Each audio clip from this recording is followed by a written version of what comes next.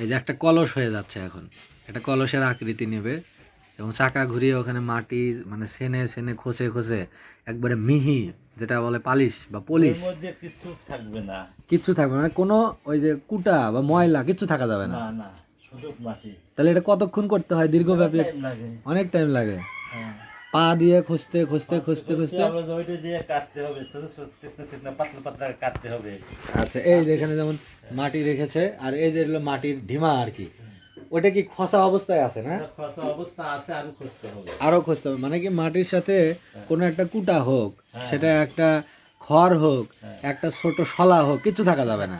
থাকলে থাকলে এই এই এখানে এসে এটা সমস্যা হবে, এই সুন্দর চেহারা প্রাপ্ত অবস্থায় যাবে না। খুব সুন্দর একটি নৈপুণ্য, আমি বলবো যে খুব সুন্দর একটি হাতের কারুকাজ। দেখুন, এক হাত দিয়ে ভিতরে কিন্তু ধরার ব্যাপার আছে এবং আরেক হাত দিয়ে এখানে নকশা করার ব্যাপার আছে, কারণ ওইটার গলা তৈরি হবে এবং ওখানে পুরাটা আবার সার্কেল তৈরি করে, বৃত্ত তৈরি করে অনেক সুন্দর করে ডিজাইন করা হবে এবং পরবর্তীতে তারা আবার তাদের ইচ্ছা মতো রং দিয়ে এটাকে আমরা যে বাজারে যে রেডি অবস্থায় বা প্রস্তুত অবস্থায় পাই, সেটা কিন্তু অন্য চেহারা। কিন্তু এটা আপনাদের দেখাচ্ছি একদম কাদা মাটি থেকে কিভাবে তৈরি হয়। যেখানে কাদা মাটি, এখানে মাটি রাখা হয়েছে, এখানে মাটি প্রস্তুত, এই এখানে এখানে ছাঁচে ফেলে ইনি হাত দিয়ে চাকে, ওকে এটা বলে চাক, চাকে ফেলে দেখুন কত সুন্দরভাবে একটা কাঠি দিয়ে, দুই ধরনের কাঠি আছে। একটা দেখলাম এই যে মোটা কাঠি, এই যে এখানে একটা বাঁশের টুকরা আর কি, বাঁশ থেকে কেটে নিয়েছে এটা। আর ওই যে ওখানে দেখুন নিচে কি সুন্দরভাবে উনি ওইটা তৈরি করছে বা প্রস্তুত করছে। তাহলে আপনাদের ঠিকানাটা কি? এটা ঠিকানাটা যদি বলতেন। এটা কি? সোনাতলা, সোনাতলা তাই না? সোনাতলা গ্রাম, সাথিয়া উপজেলা সোনাতলা গ্রাম। এবং অনেক আগে থেকে আমরা বই পুস্তকে শুনি যে সাথিয়ার এই গ্রামটা এই শিল্পের জন্য বিখ্যাত, বিশেষ করে মৃৎশিল্পের জন্য বিখ্যাত, এটা আমরা জানি। এবং অনেক জায়গায় ওই আমরা আবার লুঙ্গির স্টিকার টিকারে দেখতাম যে সোনাতলা সাথিয়া লেখা, তাঁত শিল্প। জি ছিল না, হ্যাঁ, মৃৎশিল্পী ছিল তখন সাথিয়া আমরা ট্রেনিং দিছি। আচ্ছা, ফুলদানি, কয়েলদানি এলে তৈরি করতেন, এগুলো হইলে হইলে হইলে বানাইছি। এই হাত দিয়ে করতেন আগে থেকে এরকমই? হলো হইলে ছিল কিরকম, হইলে পাও দিয়ে হলো প্যাটেল ছিল, হাতে কাজ ছিল। আচ্ছা আচ্ছা, আপনি কত বছর হলে এই পেশার সাথে আছেন? মেলা দিন। আপনার কয় পুরুষ এই মৃৎশিল্পের সাথে আছে? এই শিল্পী ধরেন যে আমরা আপনার দাদু দাদার আমাদের থেকে, বাপ ঠাকুর দাদারাও ছিল, তার মানে বলা যায় আপনার তৃতীয় প্রজন্ম। আপনার সন্তানেরা? আমার সন্তানেরা আর আসে না, ওনারা হয়তো পড়াশোনা করে, চাকরি ব্যবসা অন্যদিকে। ইয়েস, আসলে এইভাবেই একটা মানে আমরাই যা করলাম, হ্যাঁ, ওনাদের পরবর্তী প্রজন্ম হয়তো থাকবে না, এই জন্য আগে নাম ছিল কিন্তু এখন ধীরে ধীরে বোধহয় উঠে যাচ্ছে, মানে অনেকেই আর আসছে না এই পেশায়, কারণ এখানে ওই যে অনেক জিনিসগুলো তো উঠে যাচ্ছে, চলে না, কারণ বড় কলেজ গুলো, মুড়ি ভাজা পাতিল গুলো, এসব গুলো চলে না তো আর, এখন সব মুড়ি মিলে হচ্ছে।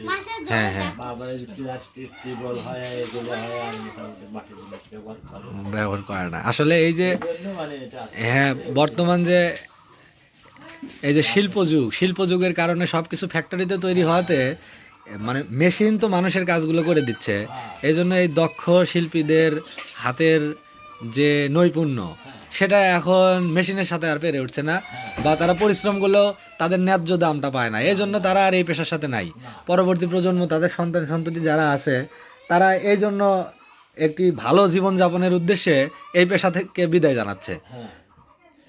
দেখুন চাকা ঘুরিয়ে কীভাবে সুন্দরভাবে তৈরি করাচ্ছে, এবং এই যে এই পাতিলে আবার এখানে এই যে কাদামাটি রাখা হয়েছে, ওটা দিয়ে শেপ দিচ্ছে, খুবই সুন্দর, খুবই সুন্দর। এবং এই যে হাতে এই জাতা দেওয়ার ব্যাপার আছে, ধরার ব্যাপার আছে, এটা আর কি উনি করতে করতে এমন হয়ে গেছে যে বোধহয় চোখ বন্ধ করে হাত দিলেও শেপ চলে আসবে, তাই না? কারণ জীবনে যে কত হাজার বা মানে এইসব জিনিস বানিয়েছেন, হাঁড়ি পাতিল বা কলস, তার বোধহয় কোনো ইয়ত্তা বা ঠিক ঠিকানা নাই, অসংখ্য বা অগণিত সংখ্যক তিনি বানিয়েছেন। এবং তিনি বোধহয় 40-50 বছর হলে এই পেশার সাথে, এগুলোর সাথে আছে। তা হবে তো? তা হবে। আপনার বয়স দেখে মনে হচ্ছে যে কত, 60 হয়েছে না? 60, yes, he is about 60। And তিনি এই পেশায় বোধহয় ছোটোবেলা থেকেই আছেন, বয়স হওয়ার পর থেকে ধীরে ধীরে এই পেশার সাথে আছেন। দেখুন, আমরা একজন মৃৎশিল্পীর সাথে কথা বলছি, তিনি একজন মাটির শিল্পী মানুষ।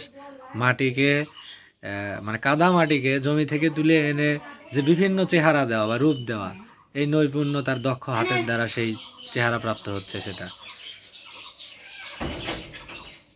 একটু একটা কলসের মুখ হয়ে গেল।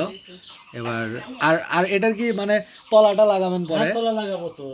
তলার সেটা কি এখানেই তৈরি হবে নাকি এখানেই আলাদা? তৈরি হবে। না ওখানে আলাদা। ওইটা আলাদা। এখানে শুধু মানে এই যে কলসের মুখটা তৈরি করা হলো, আর নিচের যে একটা অংশ রয়েছে ওইটা ওনারা পরে তৈরি করবেন। তলাটা আলাদা পরে তৈরি হবে। এটা শুকাবে তারপরে এটা। এবং এখানে এসে দেখলাম যে চাকা এগুলো তৈরি হচ্ছে, আর বাইরে কিন্তু রোদে আবার শুকাতে দেওয়া আছে। হ্যাঁ। যেগুলো বানানো হয়েছে ওগুলো রোদে শুকানো অবস্থায় আছে। হ্যাঁ। দেখুন অনেক মনোযোগ দিয়ে ধীরে ধীরে সময় নিয়ে এই কাজটা করতে হয়। একদিনে কতগুলো তৈরি বা কেমন লাগে, মানে কতগুলো তৈরি করে? বানান যায় 50টা বানান যায় তো, খালি তো একটা করা হয় না। হ্যাঁ হ্যাঁ হ্যাঁ, আরো কাজ আছে, বিভিন্ন কাজ রয়েছে, মাটি প্রস্তুতের কাজ রয়েছে বানানো, তবে দিনে এতগুলো বানানো যায়। এবং আপনাদের ওই পরিবারের সবাই করে, সাধারণত মেয়ে যারা আছে নারীরা তারা ওইটা রং করা বা অন্যান্য কাজ টাজ করা, সবাই যুক্ত থাকে। মানে ফুল শিল্পী ফ্যামিলি, মানে পুরো পরিবারটাই এই কাজের সাথে জড়িত থাকে। তো অনেক ধন্যবাদ, আপনি ভালো থাকবেন, ভালো থাকবেন। আমি মানে বেড়াতে এসেছিলাম এবং এই শিল্পটা দেখার আমার ইচ্ছা ছিল, কারণ আমি চাকতি এর আগে দেখিনি চাকায় ঘুরিয়ে কীভাবে তৈরি হয়।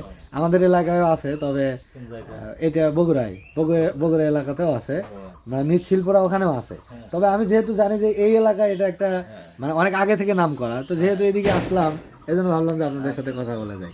তো ভালো থাকবেন, আশীর্বাদ করবেন, দোয়া করবেন, আপনাদের জন্য দোয়া রইল। ঠিক আছে, আল্লাহ হাফেজ। ওকে।